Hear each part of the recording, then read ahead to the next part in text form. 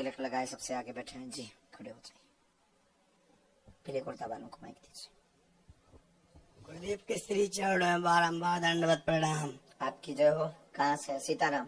गुरुदेव यही महरौनी से हैं। ललितपुर महरौनी। हाँ गुरुदेव क्या करो? गुरुदेव हम आपसे दीक्षा ले चुके हैं, हमें माला के बारे में बताइए, हम किस प्रकार से माला करें कि हमें उसका पूरा फल मिले। और मंगलवार का व्रत भी करते हैं तो मंगलवार का व्रत का पूरा फल मिले उस प्रकार करें। और 11 के व्रत भी करते हैं तो 11 के व्रत के बारे में बताइए।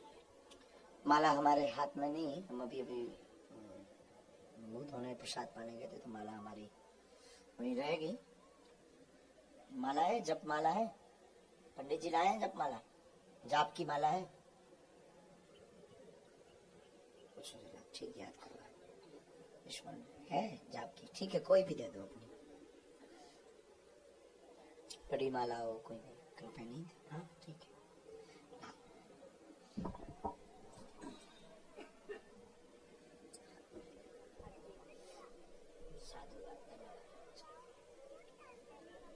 ये माला को आपको ऐसे लेना है, इसको कहते हैं सुमेरु। ये सुमेरु जो फुदना है, ये सुमेरु कहते हैं, इनको मन का कहते हैं। मोती ये जो है ये मन का है, ये सुमेरु। आपको इस उंगली का प्रयोग नहीं करना है, ये 2 उंगलियों का प्रयोग नहीं करना है, इन 3 उंगलियों का प्रयोग करना है।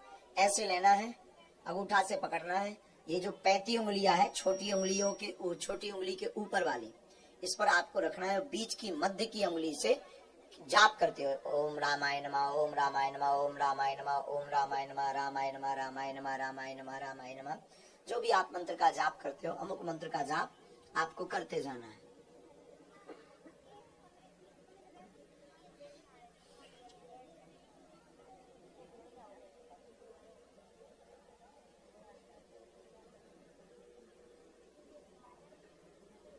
गौमुखी या वस्त्र के अंदर ढककर रखना है, माला कोई देख ना पाए।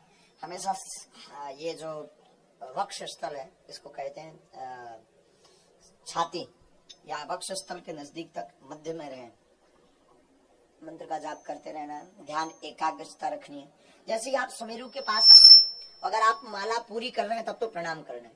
अगर आप माला पूरी नहीं कर रहे हैं और करना चाहते हैं तो आपको ये नाकना नहीं है सुमेरु। ये बहुत ध्यान देने योग्य कि सुमेरु को नाकना नहीं है, उसके बाद में तुरंत ठीक फिर पलटा देना। ये माला का विधान है करने का।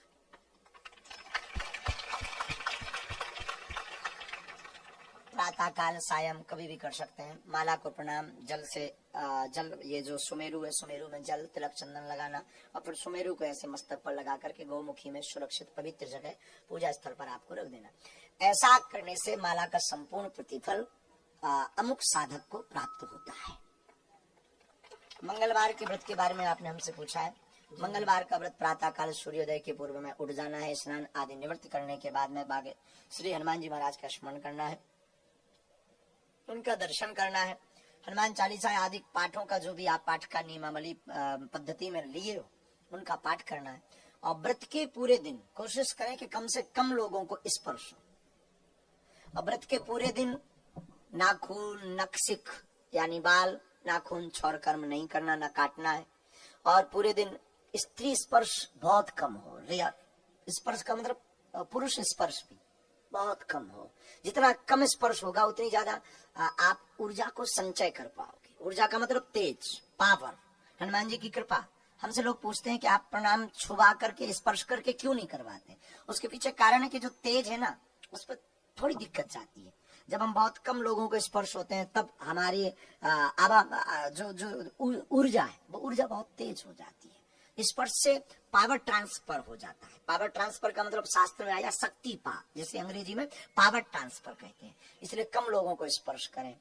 सायंकाल सूर्य अस्त के पहले अपने हाथ से अगर आप भोजन करते हो तो अपने हाथ से बना करके भोजन पवाओ। एक ब्राह्मण को पवाओ, मंदिर के पुजारी को पवाओ, पूजा पाठ, फिर आरती करो, फिर जय जयकार करो हनुमान जी की, सीताराम नाम का कीर्तन गाओ। ऐसा मंगलवार का व्रत करने से संपूर्ण मंगलवार के व्रतों का फल प्राप्त होता है। आपने तीसरा प्रश्न पूछा एकादशी का। एकादशी का पूछा ना? जी गुरु जी। एकादशी का व्रत आप जैसे चावल नहीं खाना है, एकादशी के व्रत में भगवान विष्णु का पूजन करना है, पंचामृत से अभिषेक करवाना है भगवान विष्णु को, और चावल चढ़ाना नहीं है भगवान विष्णु के ऊपर, तुलसी पत्र का प्रयोग करना है। एकादशी के दिन आपको ब्राह्मणों को भोज करना है। 3 काल की संध्या, प्रातः काल, दोपहर और मध्यम यानी सायं, तीनों समय पर भगवान का ध्यान करना, माला करना, एकादशी व्रत कथा की पाठ करना, व्रत कथा को सुनना, और 12 अक्षर मंत्र जो तुमने कहा कि हम शरणागति लिए हैं, तो जो आपको गुरु मंत्र मिला है उस मंत्र का आप जाप करो और दिन भर जाप करो। और सायंकाल अगर एक टाइम भोजन करते हो तो सायंकाल ब्राह्मण भोज कराकर, कन्या भोज कराकर, और फिर आप प्रसाद पाइए। फिर और वैसे तो एकादशी को प्रसाद नहीं पाना चाहिए, अगर शास्त्र मान्यता सुने तो एकादशी को व्रत फल प्रसाद नहीं पाना है, द्वादशी को व्रत का परायण करना है, यानी दूसरे दिन। ऐसा करने से एकादशी का फल प्राप्त होता है। धन्यवाद।